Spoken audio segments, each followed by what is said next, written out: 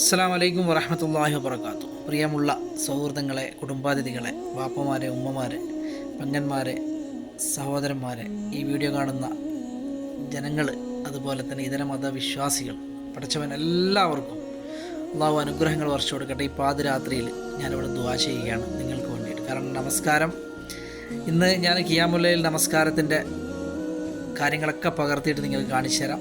രാത്രി 1 മണിക്കാണ് നമസ്കാരം തുടങ്ങുക. 1:15 വരെ ഉണ്ട്, അല്ല 2:15 വരെ നമസ്കാരം നീണ്ടു നിൽക്കും കേട്ടോ.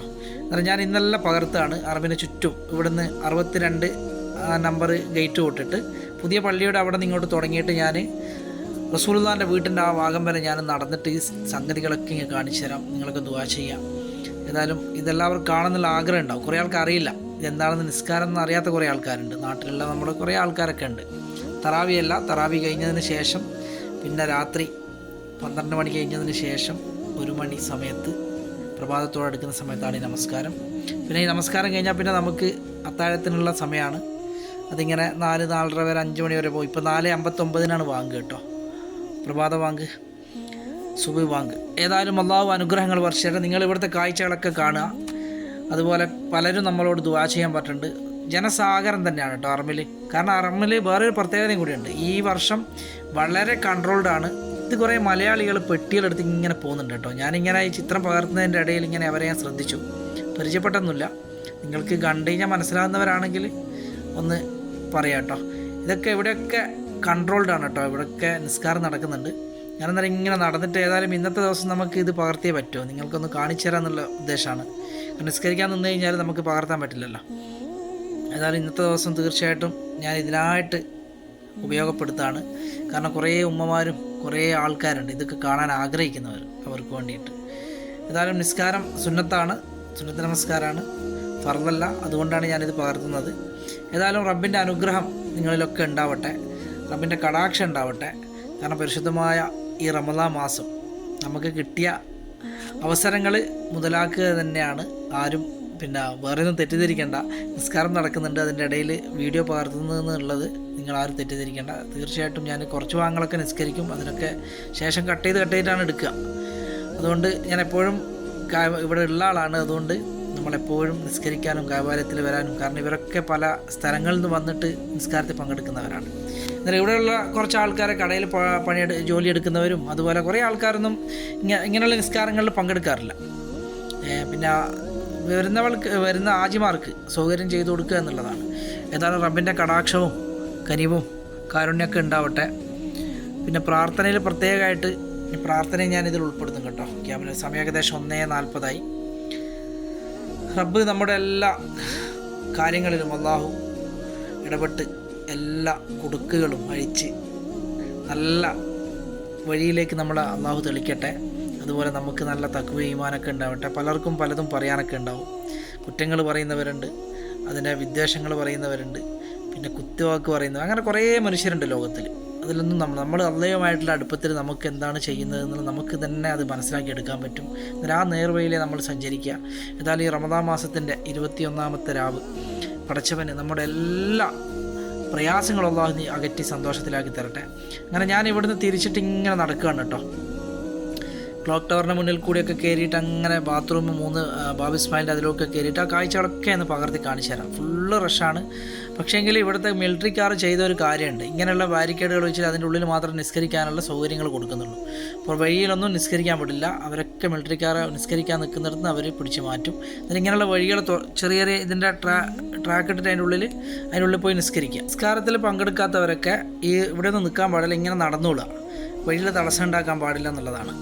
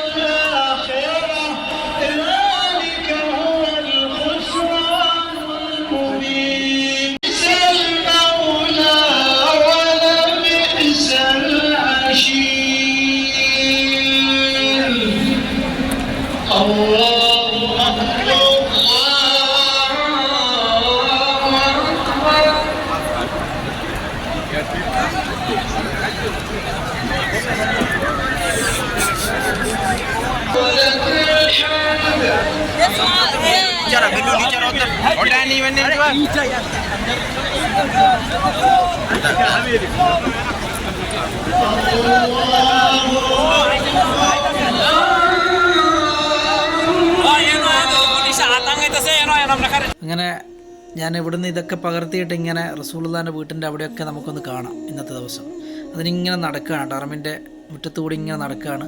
അതിൻ്റെ ഇടയിൽ നമുക്ക് ഇവിടെ ഒരു നിലാവ് കാണാം. പൂർണ്ണതയിലുള്ള നിലാവല്ല, ഒരു മുക്കാൽ ഭാഗം ആയി കേട്ടോ. ഏതായാലും കിഴക്ക് ഭാഗത്താണ് അതിങ്ങനെ കാണുന്നത് നിലാവ്. ഇവിടെയൊക്കെ മിലിറ്ററിക്കാർ ഇങ്ങനെ നിയന്ത്രിക്കുന്നുണ്ട് കേട്ടോ. ഹാജിമാരൊക്കെ ഇങ്ങനെ അങ്ങ് ഇങ്ങോട്ട് വരുന്നവരും ഇങ്ങനെ അങ്ങോട്ട് പോകുന്നവരൊക്കെ ആയിട്ട്. അതുകൊണ്ട് പഴയതുപോലെ വലിയ റഷില്ല, നല്ല തിരക്ക് എന്ന് പറഞ്ഞാൽ ഇവൾ മൊത്തം കൺട്രോൾഡാണ്.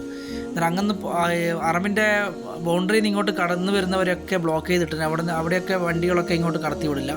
അങ്ങനെയൊക്കെ കുറേ ഇവർ പുതിയ നിബന്ധനകൾ കൊണ്ടുവന്നിട്ടുണ്ട് അറബിൽ. അങ്ങനെ ഞാൻ ഇവിടുന്ന് ഇതൊക്കെ പകർത്തിയിട്ട് ഈ പാലത്തിൻ്റെ മുകളിൽ കൂടി അങ്ങനെ പോയിട്ട് അവിടുത്തെ കാഴ്ചകളും കൂടി പകർത്തി തരാം കേട്ടോ. അള്ളാൻ്റെ റസൂലിനെ പ്രസവിച്ച് എന്ന് പറയുന്ന ഇടം, ഖദ്ദാമ മലയുടെ താഴ്വാരത്തുള്ള കാഴ്ച, അവിടെയൊക്കെ ഫുള്ള് സെഫ് ഉണ്ടാവും കേട്ടോ. അവിടെയൊക്കെ നല്ല രസമുണ്ടാവും ഈ സമയത്ത് കാണാൻ. നമുക്കതൊക്കെ ഒന്ന് പകർത്തിയിട്ട് അതിന് വേണ്ടിയിട്ട് ഞാൻ മുകളിലോട്ട് പോവാണ്.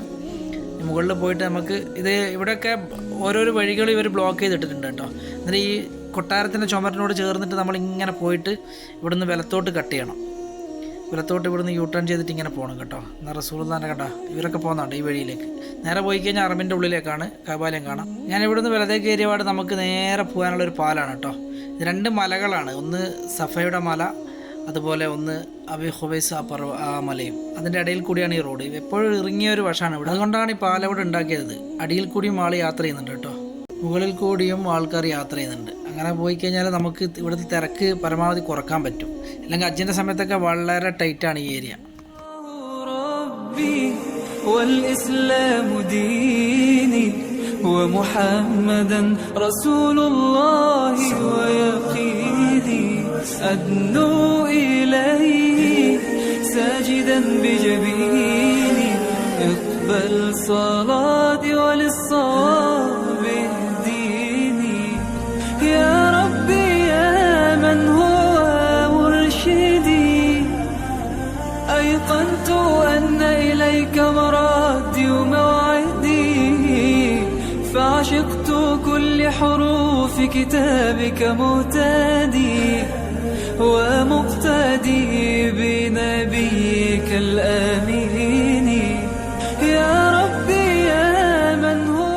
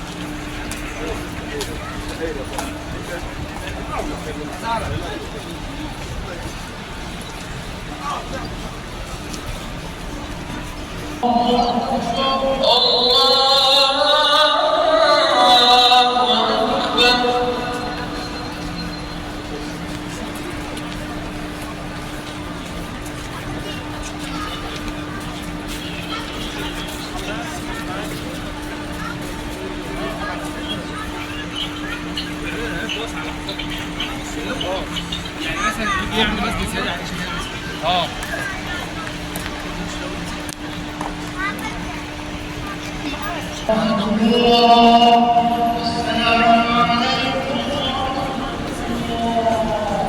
السلام عليكم ورحمة الله. السلام عليكم ورحمة الله. ഇവിടെ ചരിത്രങ്ങൾ ഉറങ്ങിക്കിടക്കുന്ന ഒരു ഏരിയ ആണ് കേട്ടോ. അബൂജാലിൻ്റെ വീട്, അതുപോലെ റസൂലുള്ളാഹിൻ്റെ വീട്, മറുവ, സഫ, അതുപോലെ അബി ഖുവൈസ് പർവ്വതം, ഖദ്ദാമ മല, അങ്ങനെ കുറേ ഇതുമായിട്ട് ബന്ധപ്പെടുത്തിയിട്ടുള്ള സ്ഥലമാണ്.